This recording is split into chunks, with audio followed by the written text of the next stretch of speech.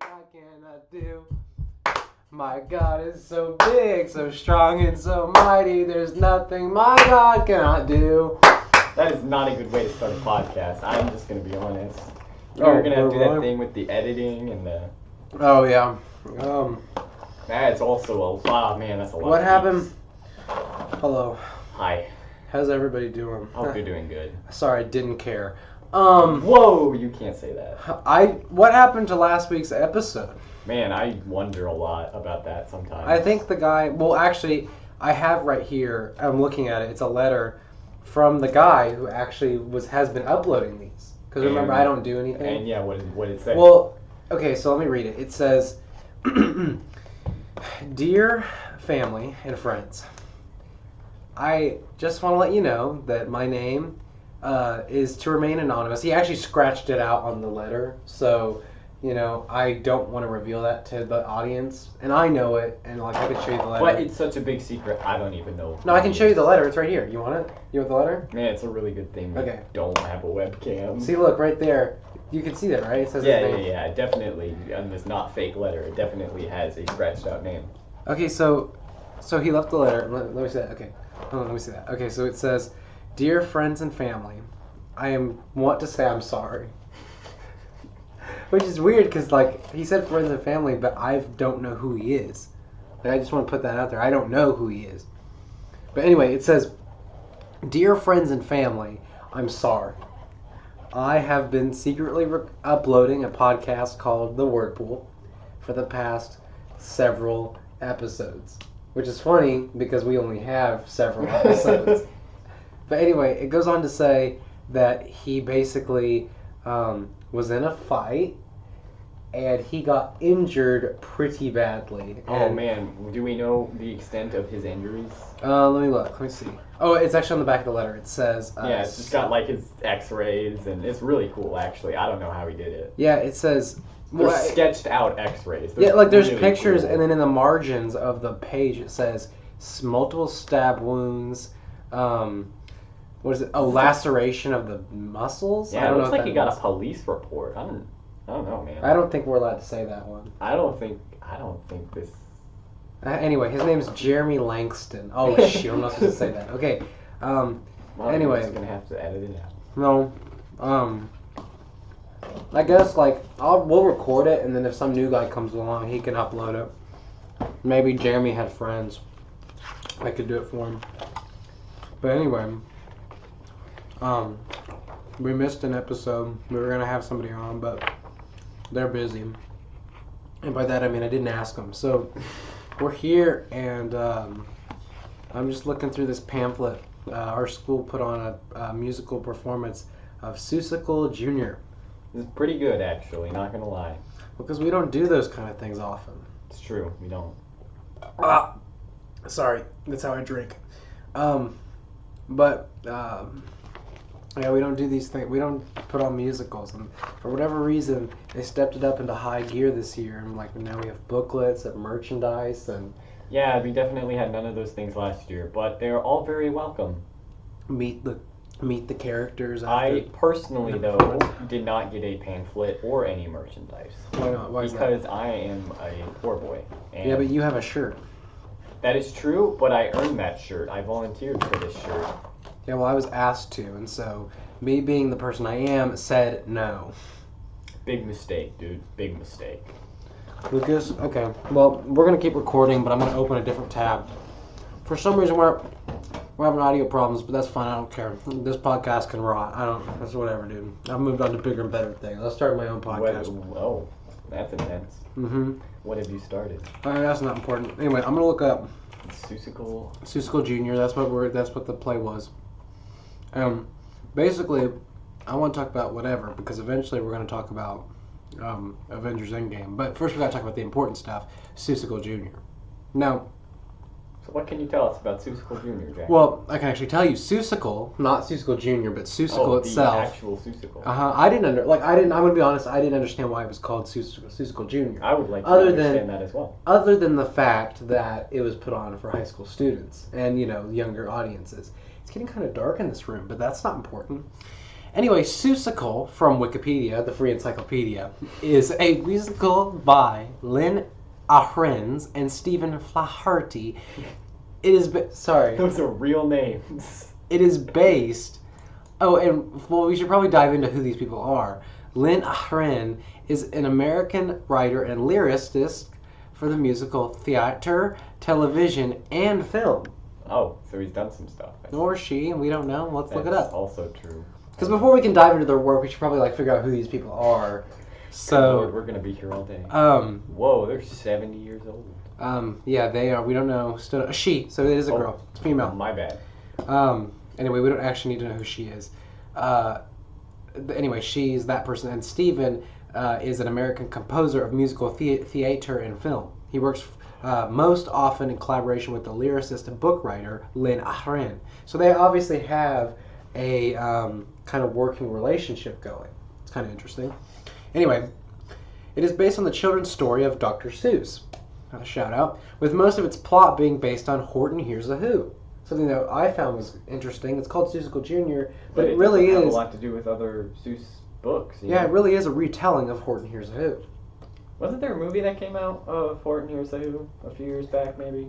You mean my favorite movie when I was 4 years old? Sure, let's look it up right now. Horton and a Who Hears. Here it is. Horton Hears a Who film. Okay. Horton Hears a Who, also known as Dr. Seuss's Horton Hears a Who. That is a weird smile. Is a 2008 American computer animated adventure comedy film. Well, let's look that. Oh, those are a bunch of words.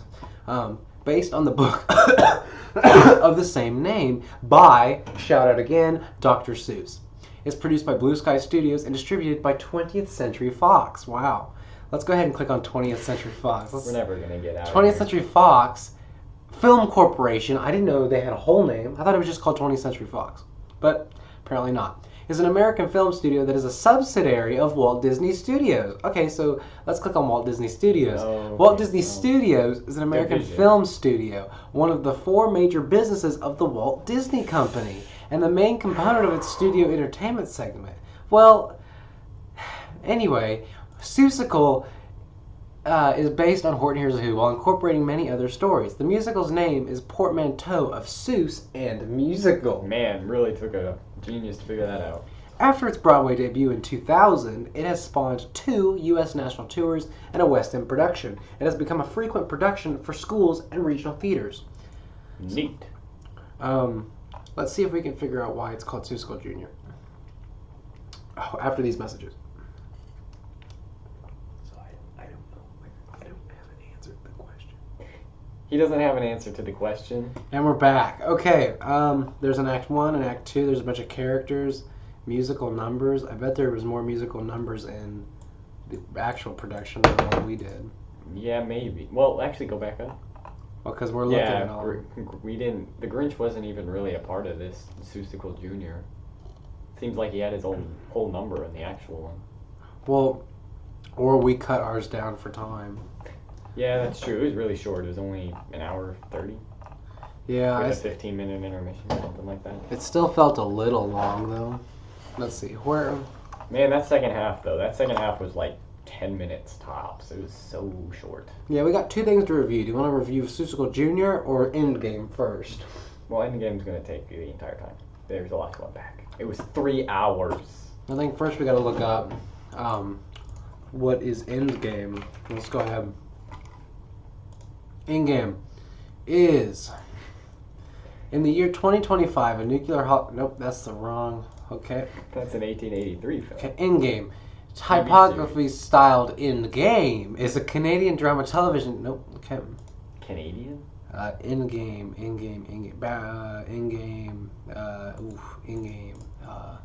Avengers Endgame. Here we go. It was a 2009 American superhero film. Wait. Hold up. What? Based on the Marvel comic superhero team, The Avengers.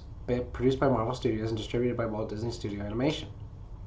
Now I want you to know. Let's play a little game. It's the highest grossing film of 2019. Let's make. How much do you think it cost to make the movie? So much. How much? A lot. Guess an amount. $1 billion. No. Cost $356. It made $1 billion. It's passed 4 records of all time. Those being highest grossing film, or 18th highest grossing film of all time. With one. Nice Avatar at the top. You know what?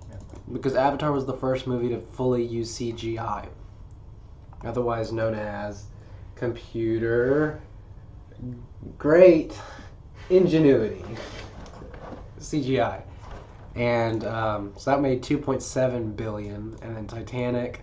Wait, Infinity War outdid the original.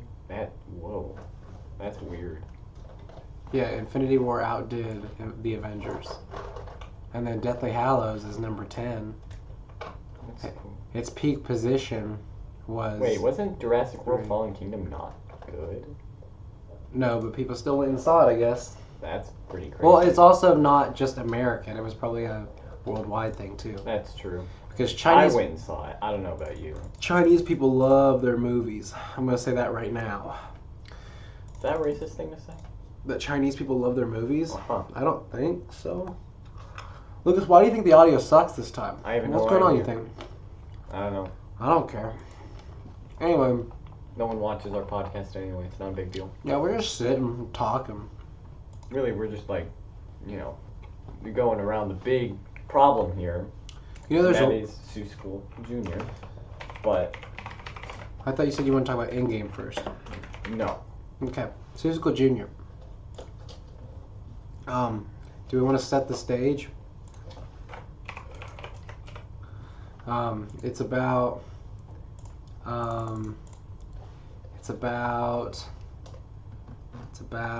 what's it about? Horton Hears a Who. Yeah, Horton Hears a Who. And can't do this. This is going to take too much of my focus here. It's called Horton Hears a Who. No, it's called Seussical Jr.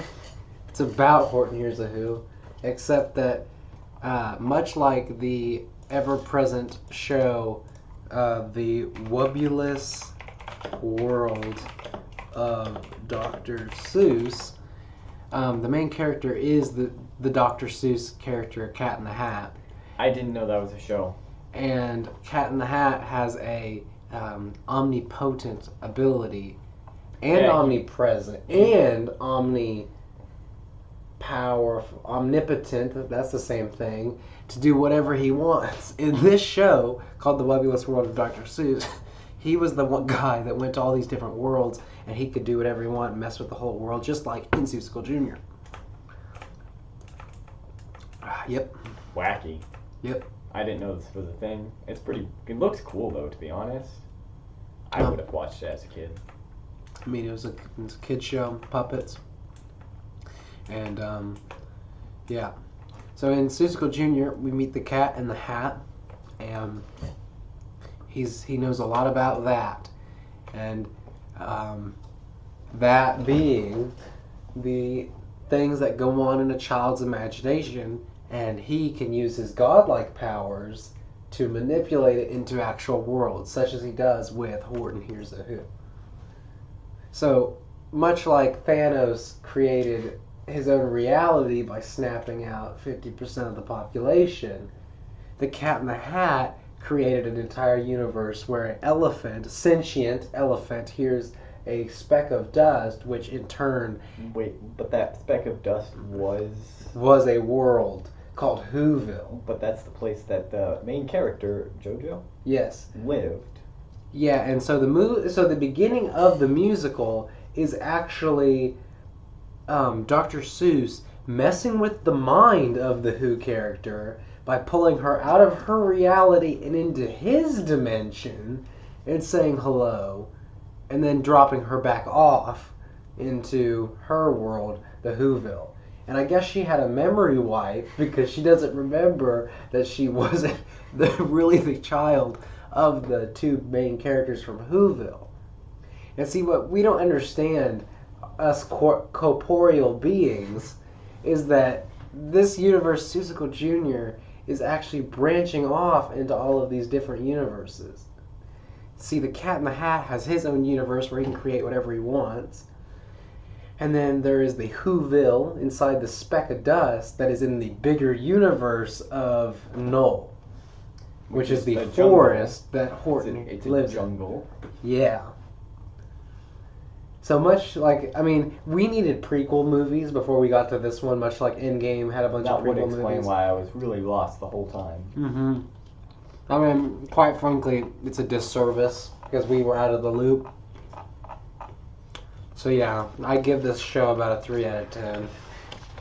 Steep. 3 out of 10. Anyway, forget this. Let's talk about Endgame. Indeed. So where would you like to start? Well, Spoilers. here's no, not yet. Okay, so we're at the 15-minute mark. So let's go to the 40-minute mark, spoiler free. We have to go that. And then the 40 to 60 minute free. 40 to 60 minutes is spoilers. We're gonna have to watch our words a lot. Well, so Thanos snapped his fingers in Infinity War, And that brings us to Endgame. That's all you need to know. and he killed 50% of the population. Now, what I like about this movie is, well, I can't really explain anything until we explain the ending. So, Yeah, that's what I'm saying. at the end of the movie, Thanos walks up to Tony Stark and he says, "Hey, how you doing?" And Tony says, "I'm fine." And Thanos grabs his hands in his own, like I don't know, like a significant other, and they hold hands. And Thanos says, "You should have aimed for the head." And I just thought it was interesting that they chose that as the last lines of the movie, because then the movie cuts to black.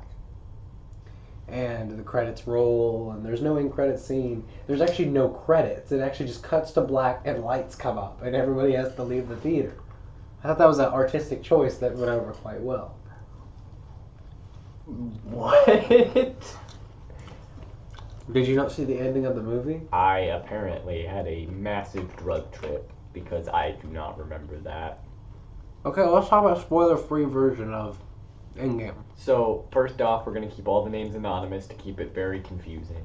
Yeah, I liked it when Girl had a very good story progression. I liked it when Big Purple decided... Well, there's a bunch of key... Well, first of all, decided to become a farmer. There's a bunch of keywords for characters in this movie. We got Big Purple, who, of course, is Thanos.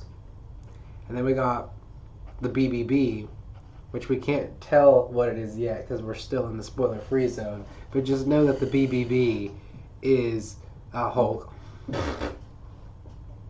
And then we got the A, which is Captain America. That makes sense, yeah. And then we got the DM, which is Iron Man.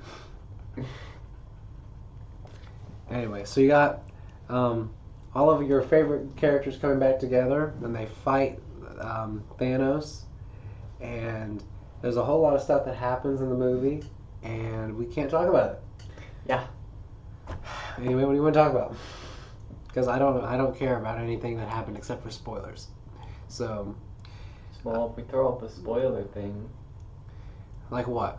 Like spoilers. Yeah, I just say that a lot. Like, spoilers, but there's spoilers happening right now. Let's forget this 40-minute thing. And let's just do spoilers because otherwise I don't know how I can talk about the spoilers. So I'm going to talk about what these acronyms mean. Okay. So Big Purple, obviously Thanos is a big purple man. Fair enough? Fair enough. The BBB, otherwise known as Big Bulky Banner, is what happens in Endgame when the Hulk merges with Banner and creates... Becoming Professor Hulk, correct? Yeah, Professor Hulk from the comics. And this is a version of the Hulk that is... let's see. He is equally Banner and equally Hulk, but he loses a bunch of stuff because of it. Like, Hulk loses his strength, some of his strength, and Banner, I think Banner has all the intelligence, but Banner loses his maybe ability to think quickly. I don't know. That's BBB. This movie is really his movie. And I don't think that's really true, but I mean, they certainly did a lot to talk about Professor Hulk because he'd had a lot of cool scenes, like where he's riding in a truck. Remember that scene where the BBB rides in a truck, or the BBB he talks to women now as himself. Yeah, they just gave him the most progression because now he's smart, funny, witty, and that's it. Strong, smart, everything.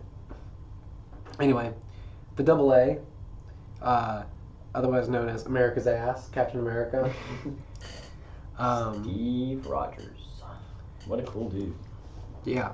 I mean, he is one part of the ending of this movie. Now, do we want to talk about the ending right now? We should be very linear. So we should start with the beginning of the movie with Tony Stark. Okay, and well, Nebula I'm just gonna say in space. Can I say what DM means real quick? DM means Iron Man. For everyone who doesn't know. Yeah, but can I say what DM means? What is DM? Dead man. Anyway, can we just go back to the beginning of the movie? Let's start at 000. Okay, let's talk about the movie opens. No music. We're just already in a scene, and it's Hawkeye's scene, and he's with his family. Yep. And he's shooting arrows, and it's the first time that we ever hear the words Hawkeye uttered on screen, and it's the first time the character's name has ever been mentioned. So it's all really cool. And then what happens?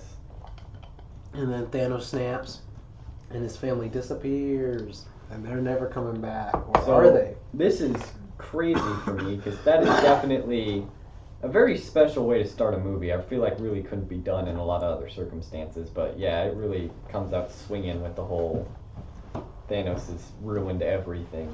I mean, everybody saw it coming, though. Yeah. Like, the reason Hawkeye's on the team is because he's not with his family. And the reason Hawkeye's so grumpy and mean now. And otherwise known as his alter ego, Ronin. Because Ronin from the comics is what happens when Hawkeye goes bad. And so he turns into Ronin, but I don't think they ever say that name, but he's cool. They do not, as far as I know. But he's wearing Ronin's outfit. And so he's like a deadly assassin, and he goes around killing all the bad guys that Thanos didn't kill. Which is kind of like saying, you know, Thanos killed all the good guys too. So now Ronin has to do the job of evening it out. So there's less bad guys still. And anyway, he's off doing his own thing. And then the next scene is Tony Stark on the, whatever the ship is called. Tony Stark on the, what was it called? So it was the Guardian ship, whatever that one's called. And he is with Nebula. You remember that scene? Yes. And they are playing what is it? Paper football. Paper football, teaching her how to have fun, and then they have some fun. And he goes to his broken Iron Man helmet. And he starts recording a message to Pepper Potts, which foreshadows another moment in the movie where he records another message in the timely event of his death, so she could find it and know, whatever he had to say right before he died. And before he can finish, well, he does finish and he goes to sleep, and then he gets woken up by Captain Marvel. She flies, because now she's a part of the Avengers, and so she flies to the ship that's been stranded in space. Which is really, if you think about it, that is the only reason you need to watch Captain Marvel before. Just so you know she can fly. Basically, yeah. In space. Honestly, it's more of an optional movie. Yeah, you can skip Looking at it, hindsight 2020. But it's a good movie. But you can skip it. She is in this movie for 10 minutes? Tops? Definitely a major player in the movie, but not a whole lot. She's just not. She doesn't get a lot of screen time. She's only used to destroy the ship, the big ship at the end of the movie. That's it. But anyway, so she takes Tony back to Earth, and the rest of the Avengers are there, and they're like, "What's up, dude?" And he's like, "You failed us. You failed my city," and he passes out. Yes. And then, the rest of the movie happens. That's it. And then yeah, but let's before the rest of the movie happens. Yeah. The next major point is that they find out where Thanos is. Who's Thanos? Big Purple. No. And Oh, this guy? What did he do? Oh, he snapped his fingers. Yeah, it turns out that he went and he actually started that farm that he said he was going to, and it was really cool to me because he just kind of, after he did what he had to do, he just kind of stopped and just chilled out for 2 months before they found him again. 22 days. Yeah, sorry. So yeah, I was kind of disappointed they did not have the Thanos Scarecrow that was in the trailer. They did. They did? I didn't see it. Well, because when I went and saw the movie for the second time I saw it, it's right before the scene where they kill him, they chop his head off. Spoilers, but they chop his head off. Yeah, and that's what I was about to say next, is that they kill Thanos in, like, the opening scenes of this movie. Which was dope because all of the trailers made it look like they were going after Thanos, but they did that in the first 20 minutes. So they took care of that definitely destroyed some expectation. Which I was sad about because I wanted Thanos to live, because I like Thanos. He's cool. Like, he's a dope villain, and he could have been turned around for good if they would have made him realize the error of his ways, and then he could have done some really cool stuff. Did you hear about the Google Thanos thing? No. If you Google Thanos and you hit the gauntlet that's right next to the More Images button, it snaps and it automatically removes half of everything on the Google page. That's pretty cool, not gonna lie. Yeah.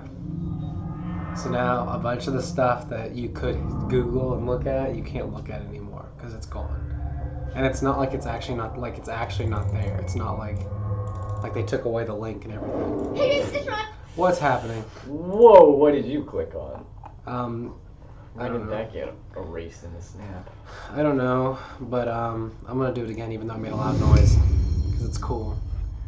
But yeah, so anyway, Hulk, the purple Hulkster's chilling on the planet, and what made me upset is that he was eating some food, he was getting his dinner for the night, when all these people show up and they chop his head off, but he was cooking something, which means that if they didn't take the pot off the stove, it burned his house down. Not to mention they destroyed the house on the way in. Yeah. Really just ruined this man's whole career. But see, look, they didn't just make the links disappear, they got rid of them. I can't click on anything on the screen. It's actually just a white screen. That's pretty cool, to be honest, not gonna lie. I like that a lot. Yeah, but anyway, so, so what I don't understand is that, why did they have to kill him? I guess they were angry, and Thor was angry, and so he killed Thanos. Yeah. But, the other Avengers wouldn't have killed Thanos. Yeah, I mean, maybe. He killed a lot of people. Yeah. I thought it was But interesting. who hasn't? I thought it was interesting that he mentioned before they went after Thanos that he was like, we do our best work after something's already happened. And if you look at all the movies, that's really true, that the Avengers always do something after something bad has already happened. Yeah. And he said that's why they're called the Avengers. They're not the pre-Vengers, they're just the Avengers. They always do something after the fact. So anyway, after Thanos was done playing Fortnite, they come in and they chop his head off. And then they're like, well, he destroyed all the Infinity Stones, so what do we do now? And they actually couldn't figure it out. So then they go home, and then the screen cuts to black. And you're like, what? That was only 20 minutes. Where's the rest of my movie? And then slowly it says 5 years later. So now every Marvel movie is set in the year 2023 and onwards. It's always going to be 5 years later. Real fast, what repercussions do you think this is going to cause for the Marvel Cinematic Universe? I only think it's going to make the, they can get away with more sciencey stuff, more loose. I feel like they already science. did that, though. Yeah, but now they can get away with it even further, because everything that we make is exponential. So now they can be like, oh, well, we wouldn't have that in 2019. I mean, but they already had holograms and other vibranium things. Just look at the whole movie of Black Panther. But you can't take vibranium into account because that's even then Tony Stark had a ton of stuff. Yeah, but he was also a genius. It's loose-based science, but now you can even make looser-based science because you're in the future. Yeah, that's true. And so, like, the future is just like another, like, excuse you can have. Like, oh, before it was like loosely based, you could see what we were going for, but now it's like, oh, it's 5 years later. What, you think you know better? It's our universe now, so. But anyway, 5 years later, Captain America's talking to the first openly gay character in the MCU. That's a real fact. And the guy is played by one of the directors of the movie. And they're talking about how he went on a date after the snap happened, and everybody's trying to work their lives back out. And none of that's important. And so then Scott Lang comes out of the Time Force, or whatever, quantum realm, because a rat stepped on a control panel and let him out. It's really dumb, but anyway. Yeah, it's probably the worst part of the whole movie, other than the fact when Hulk dabs, but we'll get there. Anyway, a rat presses a switch, and Scott Lang, Ant-Man, pops out, and he goes, I've been in the quantum realm for 5 hours. And then he meets his daughter, and she says, no, you've been there for 5 years. I'm a teenager now. And he goes, what? And so he leaves, and he finds Captain America, and then he's complaining, Captain America's complaining, and then Scott Lang says, oh, I just want to do time travel stuff now. And they're all like, what? Well, that's crazy enough to work. So then they go find Tony? Yeah, because he might know what to do. And so they drive to Tony Stark's house, and we find out that, surprise, Tony Stark has a daughter named Morgan, after a character in the comics also named Morgan, who was Tony Stark's cousin, who was always jealous of Tony Stark. Anyway, her name's Morgan, and she's like 5 because the snap happened 5 years later or whatever. And so Tony is starting a family, so he says he doesn't want to go back in time because he'd lose everything he earned or everything he got. And so then they have to turn to the BBB, the Hulk, who is a fusion now, and he dabs, and we don't talk about that part of the movie. And so then, I don't remember what happens next. What happens after that? They have to go find Thor. Or no, they test it, and it doesn't work very well. Yeah. And they're like, shoot, dog. And Tony's like, I figured that out. It's not that hard. Oh yeah, there's a scene where all the secret to time travel is as easy as this. If you're math students, you'll know exactly what we're talking about. You take a Mobius strip, you turn it inside out, bam, you just crack time travel. That's how they did it in Endgame, so it must be true. So yeah, Tony cracks time travel, and he meets Cap at like the Avengers base, and he's like, yo, I figured it out. We can do this. We just need a team. So they go and they try to gather the team. They find Thor. He's in their new settlement of Asgard, New Asgard, and he is fat and plays Fortnite. So that was definitely an interesting choice. Yeah, and somebody was saying that the coolest part of Avengers Endgame, or the weirdest part even, is that they still play Fortnite in the year 2023. Yeah. Nobody thought about that. Is this really how a Mobius strip works? Yeah. But the ball's down there now. How's it gonna get back up? Like that. What the heck? Have you never? I just don't like thinking about it. Yeah. It just goes on forever? Yeah.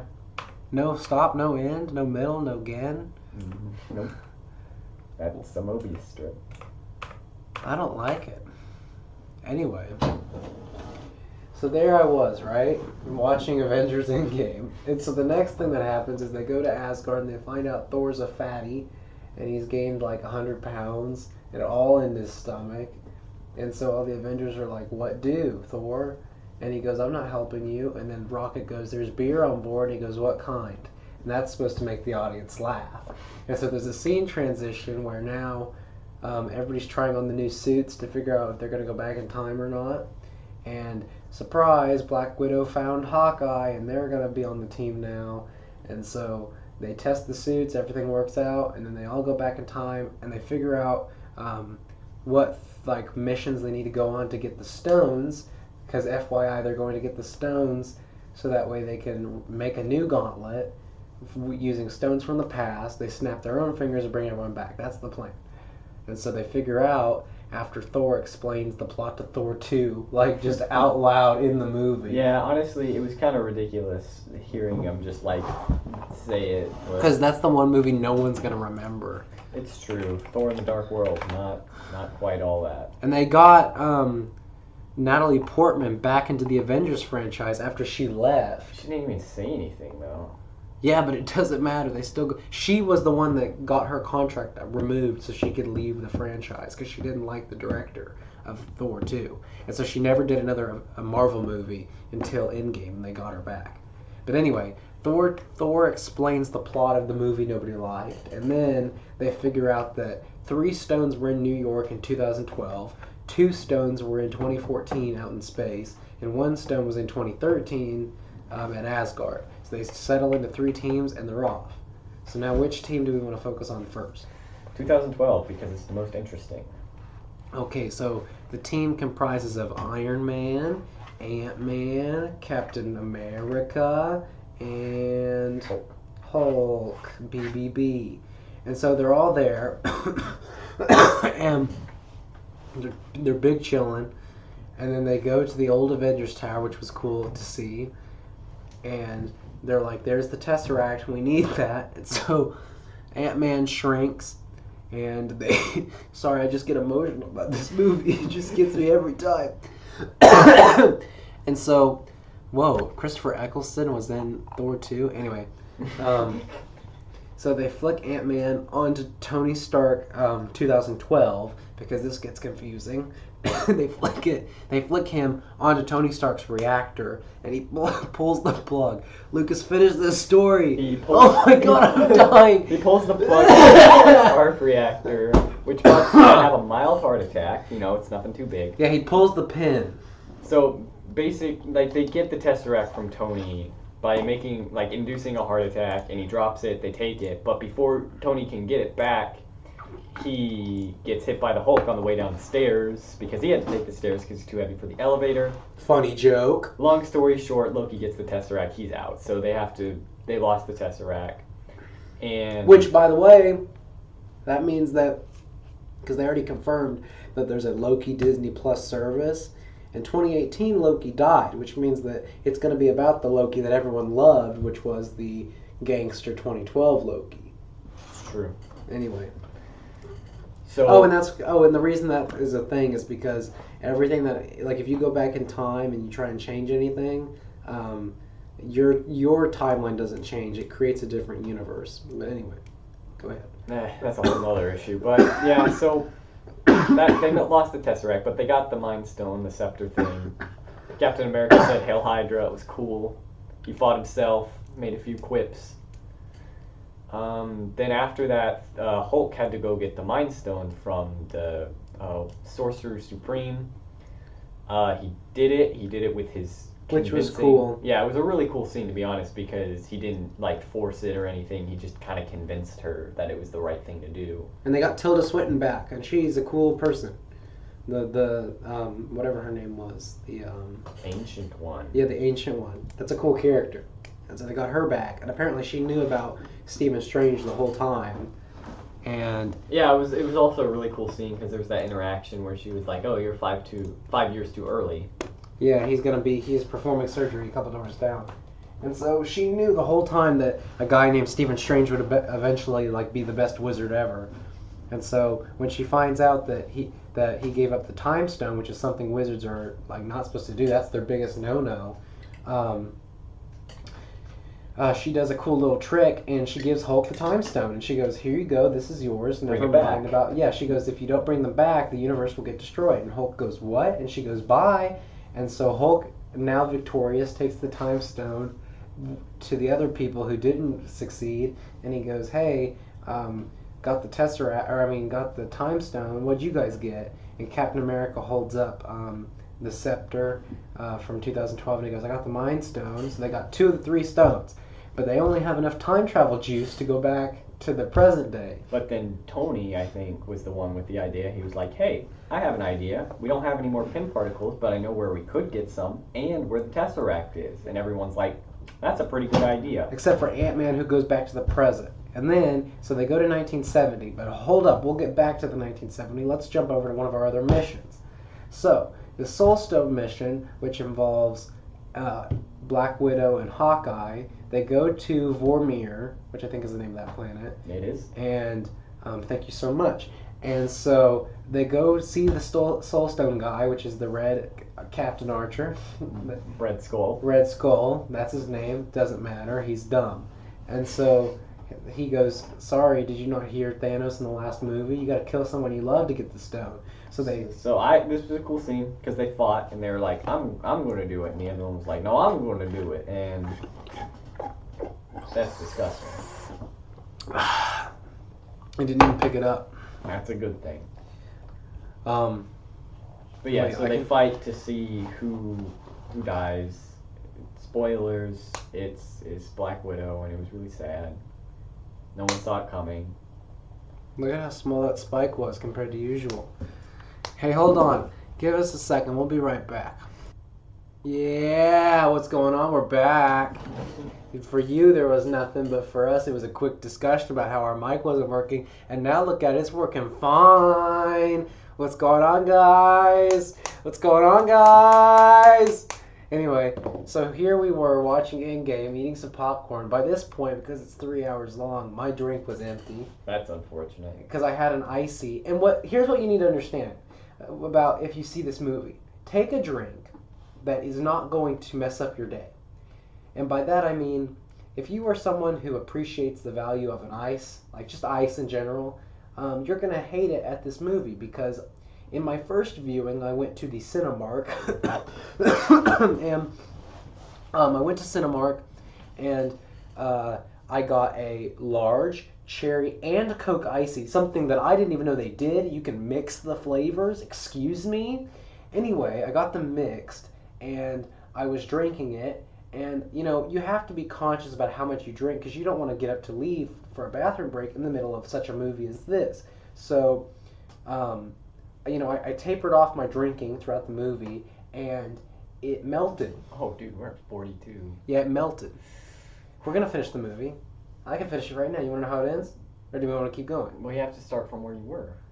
Okay, so movie starts. Hawkeye is actually shooting archery with his kids. Okay, we don't have time for that. Let's skip ahead to, Vormir. Oh, yeah, they're at Vormir. Okay, but what I'm saying is, if you're drinking drinks, you just got to make sure that if it's a regular drink that's not an icy, if you get a large, or if you get any size that's bigger than a small, which in normal terms is like extra large, the ice will melt, just letting you know, because it's 3 hours long, so drink quickly or risk not having ice, or don't get a drink at all unless it's like a water bottle. Anyway, they're at Vormir, and they fight over who's going to give up their soul to get the Soul Stone, and Black Widow does a sneaky little trick where they both go overboard, and she makes sure that he has to save himself so that some way someone can get the stone, and so she kills herself so that way he can get the stone, and then he cries like a baby, and then he gets the stone, and then that's the end of that mission. Now, if we Meanwhile, back at it was the same group of people, but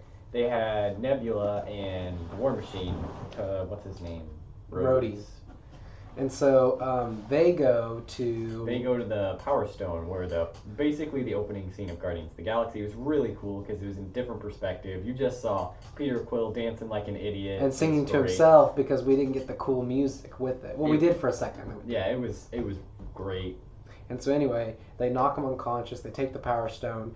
But what's this? It turns out that Nebula somehow is connected to this Nebula that's already there. Which would make sense, because if you think about it, Nebula's memory probably works on a cloud service. And so the other Nebula is like interconnected to hers. Yeah, so basically this is how Thanos catches wind of this whole time travel shenanigans thing. 2014 Thanos. Yes. Well, see, I would have laughed really hard if Marvel recognized their mistakes and it was the Thanos that looked more purple back in the day, because before they changed his color scheme. Because I would have laughed so hard if they fought the pink Thanos that was from like Avengers 1 or something. Yeah, because that was when Thanos first showed up. He and like they turned didn't around that chair and he was really pink. Yeah, and they didn't know what color he was going to be, so they just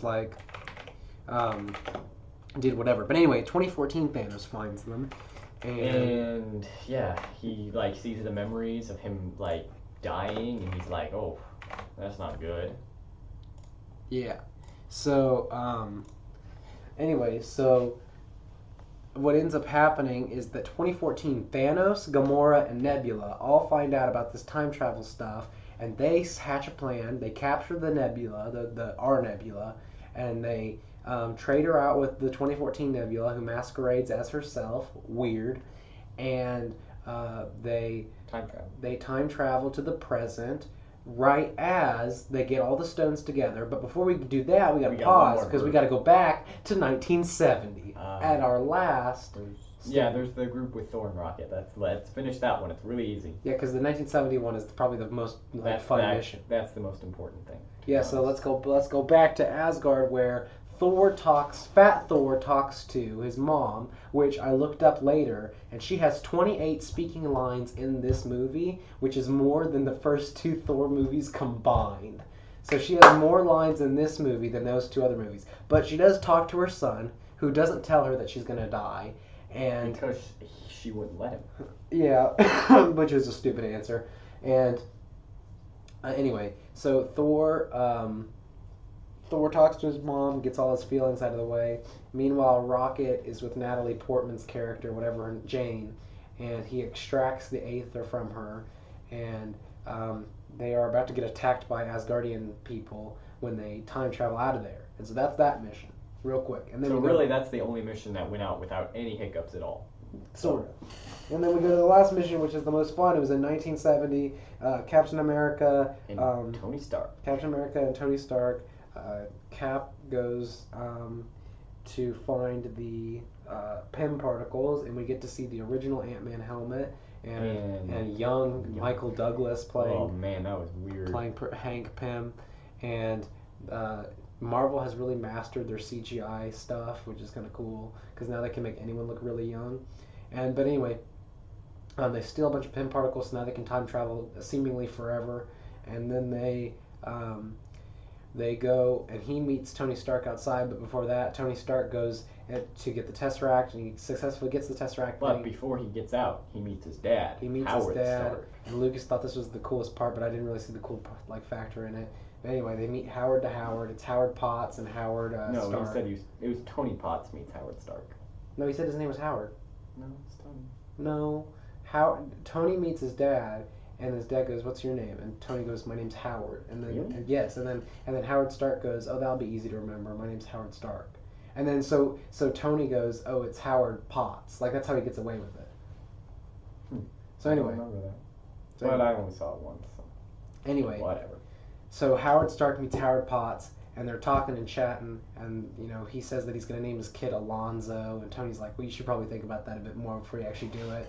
And so Howard says, "Okay." And they hug it out, and we get to see the Jarvis that we've only ever seen in the TV show Agent Carter, and that's the Jarvis that is, the one that is the actual voice actor for the Jarvis in the suits that we've known for so many years.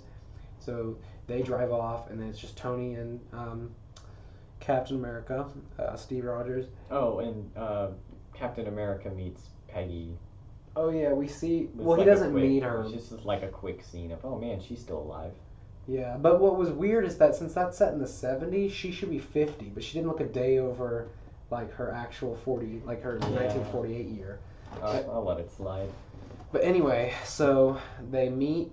He sees her through a window. She doesn't see him, but they both, meet up with each other, Tony and Steve, and they time travel back to the present. And everyone has been successful except a few people died, but nobody cares. And so then we hear a little bit of a rumbling, and they don't focus on it too much, but they make the gauntlet real quick out of Iron Man's armor, which is nanotech, which is important for later on in the movie. But they make a Iron Man glove to fit all the stones in, and they're like, who's going to do it? And BBB has his big moment when he says, well, it's made out of gamma radiation, so I should do it.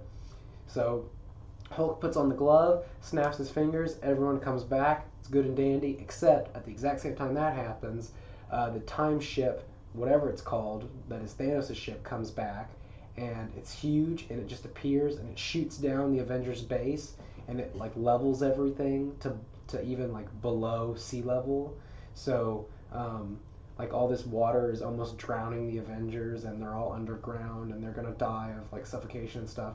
And this is the final hour of the movie when the climax happens, and Thanos is trying to get his hands on the gauntlet, so he is just waiting while all of his henchmen do all his work, which is probably his biggest downfall, because if he would have done it, he probably could have found the gauntlet. But his ship is fired. Well, not yet, but his ship has all of the Chitauri in it and all of his army, and they come out and they're ready to fight. And so it's them versus Captain America, and all we see is this scene where they're facing, like Captain America's just facing a giant army, and we hear the portal sound that Doctor Strange makes, and we look and we see that like Everybody shows up. It's awesome. Thousands of portals open, and then we see Wakanda. We see like Wakanda, the whole nation. What does he say? I've been saying it for like the past 2 days. We're in the Endgame now. No, the thing that not Wakanda Forever, but the other thing that they say. It's like a Wakandan battle. Bombay? Yeah, Bombay. That's right. I feel like I shouldn't say that, but yeah, probably not. I don't know what it means. They say that. Yeah, I don't either. But they say that in Endgame. It's cool. But yeah, they show up. The Asgardians show up. The like Valkyrie's with her Pegasus, and all of the wizards that one evil wizard hasn't killed yet show up, and yeah, so it's like a giant battlefield. And for the first time in Avengers history, Captain America says, "Avengers assemble," and they all charge, and they're battling everybody, and they're trying to get the Infinity Gauntlet to the portal that's inside Ant-Man's van, so that way they can return all the stones. That way everybody else's universes don't get destroyed. And there's this real sweet scene with Peter Parker and Tony Stark where they hug it out, and it foreshadows another scene that's about to happen. And so everybody's fighting Thanos, and Thanos destroys the portal, so now the stones can't go back.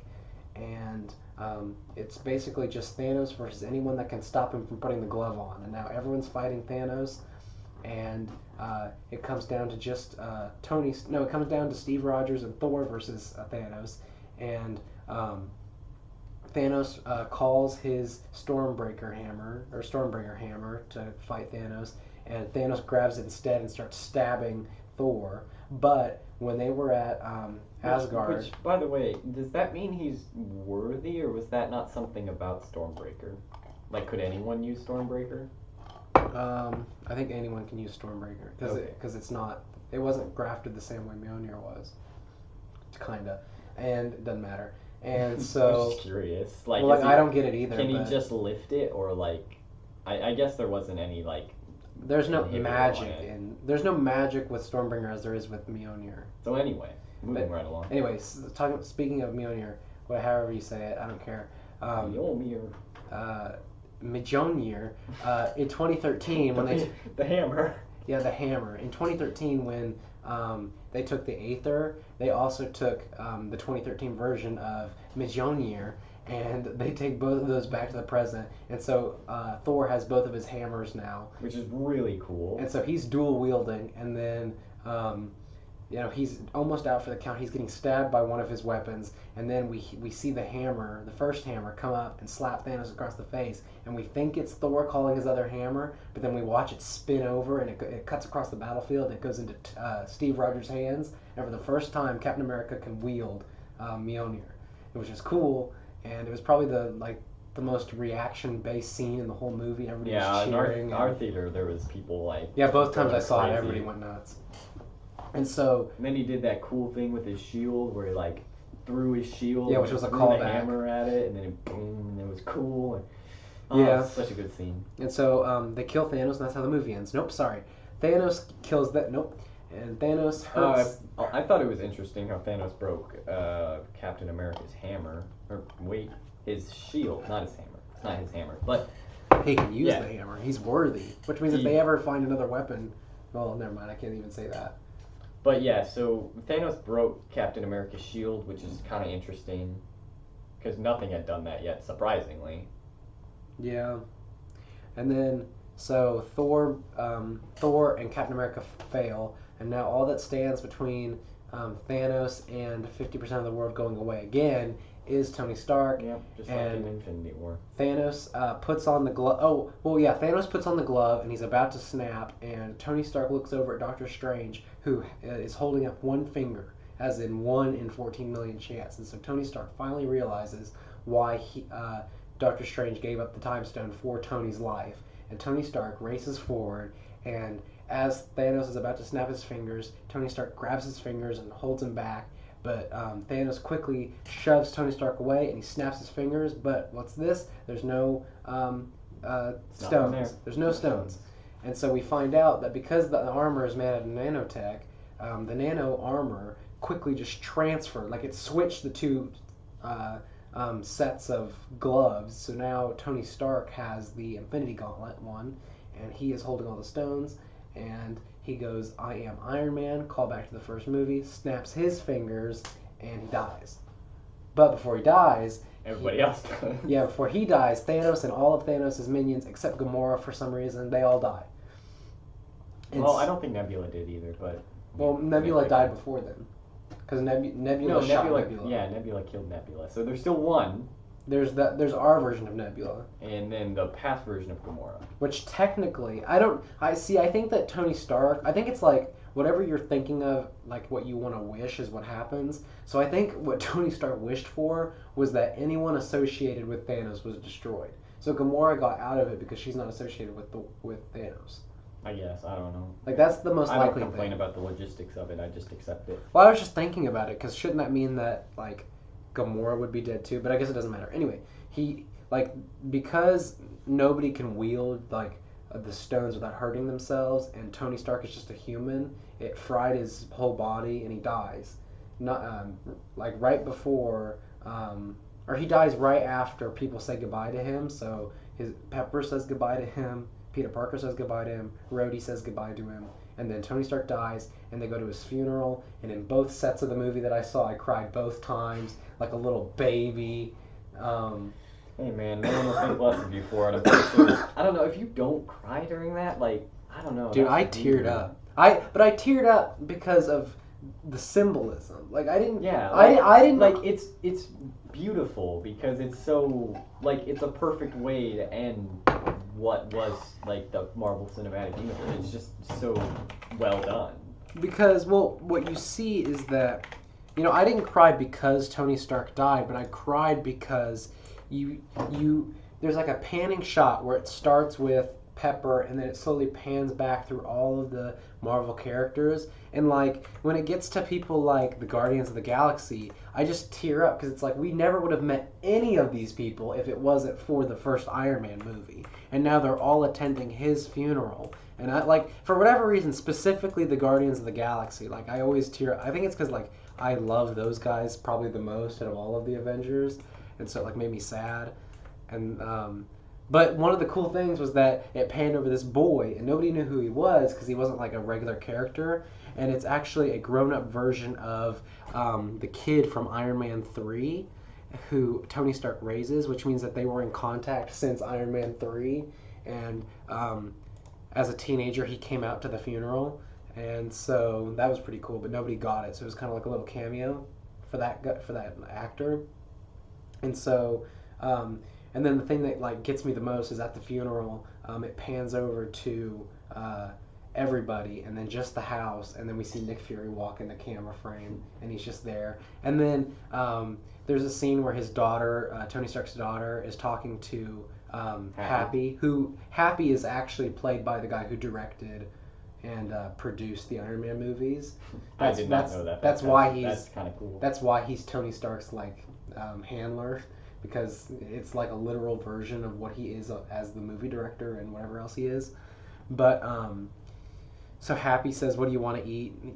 At the funeral, and Morgan says cheeseburgers, just like Tony Stark said he wanted cheeseburgers back in Iron Man 1. And so it was another callback. Yes. And so that was pretty sad. God, that's such a callback. That's pretty sad too. And because that's old. That was, I think. No, we didn't do that in Iron Man 3. No, it was just in Iron Man 1. Just in Iron Man 1. Because he got back. He's like. But anyway, so now our heroes have been killed and our villains have been killed. So there's only one thing left to do, and that's return all the stones. So they're doing that. And Captain America says he wants to do it, and Bucky and Captain America like nod at each other, which means that Bucky knows what's about to happen. So Tony Stark, I'm sorry, he's dead. Captain America walks over to what's his name, Falcon, and he says goodbye, and then he steps on the little pad and he teleports away to the past. And instead of coming back right when he should have, all of our characters look over and they see Captain America sitting on a bench. And as they look over, they notice that he's like older, and he's actually like aged all the way through to like age 80 or whatever. And we find out that he went the long way around to 2023, so he actually aged through all the years, and he went back in time to the 40s, got with Peggy, and they married, and he lived the rest of his life. It was a happy ever after for him, which I called before I saw the movie. Just want to put that out there. And yeah, and then the very last scene of the whole movie is like a quick little dance scene, like in the 40s between Captain America and Peggy, and that's how the movie ends. Which is also kind of interesting because that is what he mentions that he missed at the end of Captain America 1. Is like he was like, I had a dance and he missed it. So then he went back in time and did it, and that's the end of it. Yeah, because two of the biggest things in the entire movie, like franchise, the two biggest things were Tony Stark wanted to rest, and because he could never sleep because of everything that he's always been through, and Steve Rogers wanted to have his last dance, and they both got their wishes fulfilled in this movie. And Thor went off with the Guardians of the Galaxy. Lord knows what's happening there. Oh yeah, so there's several things that Marvel teased without actually teasing anything. Because people were saying that, Endgame doesn't have extra credit scenes, but in a way, most of the movie is extra credit scenes because they drop stuff. the last 20 minutes or whatever. Yeah, they drop stuff all over the place that could be construed as extra credit scenes, like the As Guardians of the Galaxy, which includes Thor now, or the fact that Black Widow died, but there's a Black Widow standalone movie in the works, which means it's going to be a prequel. Or the fact that Loki took the Tesseract, which means that the Loki TV series that we're getting is going to be the 2012 Loki, and it stars Tom Hiddleston, which means that it's his character. It's crazy. Yeah. I don't really like we're at an hour, but I just want to say that I don't like the fact that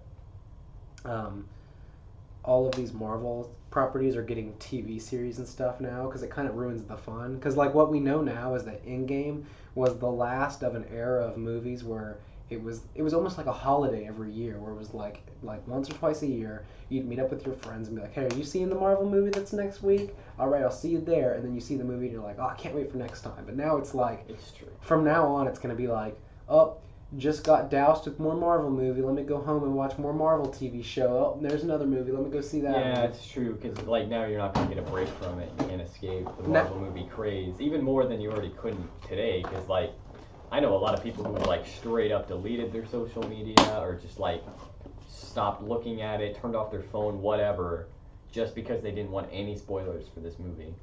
Yeah. And I don't think I got spoiled for anything in this movie. Dude, I didn't look up anything for this. I didn't know whose contracts were going out. I didn't know who's anything. Well, see, that's not a spoiler, but I just that was just factual information I knew. Like yeah, that was see, I didn't even get any of that. I had no idea what was going to happen in this Did you know movie. it was a time travel movie? No, I knew nothing about this I knew it was movie. a time travel movie. I went into this movie in the purest mindset because I had I saw the trailers and that was it. That was the only thing I'd seen. See, what was crazy is that I saw, here's what I knew. I didn't know any spoilers, like actual factuals. I didn't know, any spoilers in terms of here's what actually happens in the movie. The stuff that I knew was all of the stuff that, Marvel's, instead of Marvel's marketing team saying, it was like business reports, like Marvel on the business side, what they have to say, which is that Tony Stark's contract was up, so was Steve Rogers' contract was up, and the only reason we knew it was a time travel movie, and that was a theory, none of us knew that for sure, but we knew it was a time travel movie because way before any trailers, or even before Infinity War was a month out, after being released, we got a set photo for Endgame, and it was all of the characters in their original 2012 outfits outside in New York. And so people saw that, and they saw the GPS thing on their wrist, and they were like, oh, that's a time travel device. It was like a theory, but we got it right. It was just dumb that like that picture is still floating around because that was the first like leaked image anybody saw, and I think it came from like a news source. But yeah, but like I said, I saw none of that, just trailers, and that was it. Yeah, I don't know. Like, it makes me sad that I saw that leaked picture like this. That's kind of crazy. Yeah, it was these pictures where it's just like all the characters and they had all their stuff on, and like we could totally see that because like this picture that I'm showing you, this probably came out last year, so like we've known about that image for like a year now. Yeah, like I don't know. That definitely I can see why seeing this image would kind of ruin the surprise of time travel. Yeah. But anyway, I don't know. I was a great movie. Great movie. It's definitely the end of an era, though. 10 out of 10. It may be the best movie I've ever seen. Yeah, I can agree to that. It's a really good movie. Like it wraps everything up really well, and like it's not easy. Like Infinity War wasn't an easy movie, but this movie was like probably 10 times harder to pull off, and they did. So see, congrats. but the difference is that I think Endgame. Wait, hold on. I think this is a video for a different day because we're past an hour. But I just want to end by saying this. I think, and this will be our opener for next week when we talk about this, because we're gonna have a part 2 talking about Endgame. But I just want to say that I think, and I don't want any comment on this. This is how we're ending the episode. I think that Infinity War was a better movie in terms of plot structure than Endgame. And what I mean by that is I think that Infinity War as a movie was more interesting than Endgame. Thank you, everybody, for watching. Yeah, we'll see you guys next time. Yeah, sorry we missed out on last week. Not our fault. Jared. Sorry, this whole episode was basically just a summary, but there was a lot to cover. Yeah, the next time we'll talk about what was important, which isn't much. Anyway, I don't care that Tony Stark died. Fight me on the streets. See you guys later. I'm just kidding. Don't fight me on the streets. I'm sorry. Oh my gosh, I said that. Anyway, see you guys later. See ya.